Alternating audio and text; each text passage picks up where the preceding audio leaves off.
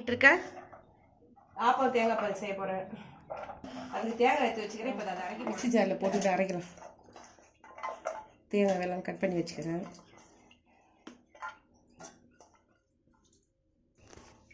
ஒரு 5 ஏலக்காய் இதை கூட போட்டுக்கலாம்.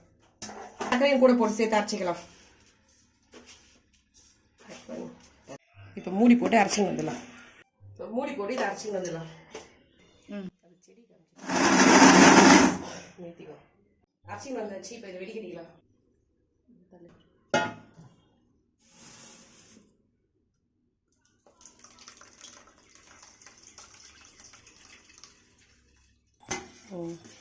வெடிக்கட்டியாச்சு.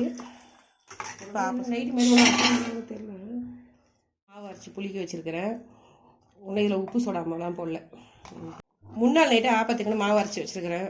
நல்லா புளிச்சிட்ருக்கு. இதில் வந்து உப்பு சோடா மாவு போட்டுக்கலாம். உப்பு போட்டுக்கலாம். சோடா மாவு கொஞ்சம் போட்டுக்கலாம். அப்படியே ஆடு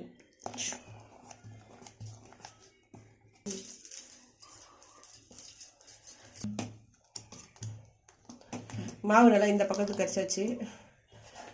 இப்போ தோசை கல்ல ஊற்றிடலாம்.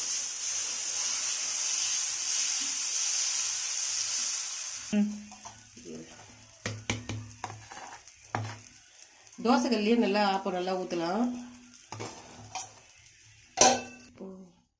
வெந்துச்சா பார்த்துடலாம். ஆப்பம் நல்லா வெந்துச்சு.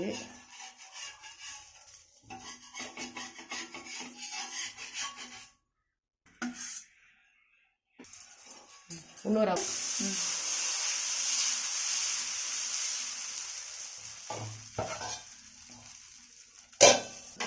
இங்க பாருங்க, தோசை கல்லிலே ஆப்பம் என்ன சாப்பிட்டா நல்லா வந்துருக்குது பாருங்க.